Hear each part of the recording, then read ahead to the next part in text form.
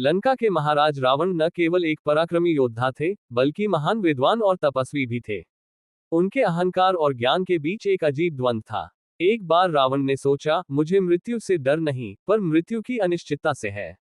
क्यों न काल को ही बंदी बना लूं, ताकि मेरा साम्राज्य अमर हो जाए। रावण ने गहन तपस्या की। उसने भगवान ब्रह्मा को प्रसन्न किया और उनसे वरदान मांगा, हे पितामह, मुझे ऐसा ज्ञान दो जिससे मैं काल को पकड़ सकूं। ब्रह्मा ने चेतावनी दी, रावण, यह इच्छा तुम्हारे पतन का कारण बन सकती है। लेकिन रावण हंसते हुए बोला, मैं अपने भाग्य का विधाता स्वयं हूं। ब्रह्मा ने उसे कालबंध मंत्र दिया, जिससे वह काल को सीमित समय के लिए बांध सकता था। रावण ने मंत्र का प्रयोग किया और एक दिन यमलोक जाकर यमराज को चुनौती दी। उसने यमराज को बंदी बना लिया और काल को लंका के एक गुप्त कक्ष में जंजीरों से बांध दिया। अब लंका में कोई नहीं मरता था। सैनिक घायल होते, लेकिन मरते नहीं। रोग फैलते, पर मृत्यु नहीं आती।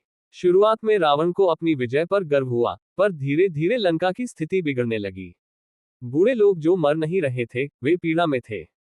घायल सैनिकों की चीखें गूंजने लगी। जनसंख्या बढ़ती जा रही थी, अन्न और जल की कमी होने लगी। रावण की अम्मा कैकसी ने समझाया, पुत्र, प्रकृति के नियमों के साथ छेड़छाड़ विनाश लाती है। मृत्यु भी जीवन का हिस्सा है।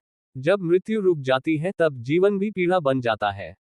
रावण समझ चुका था कि उसने केवल अहंकार के लिए ब्रह्मांड के संतुलन को तोड़ा।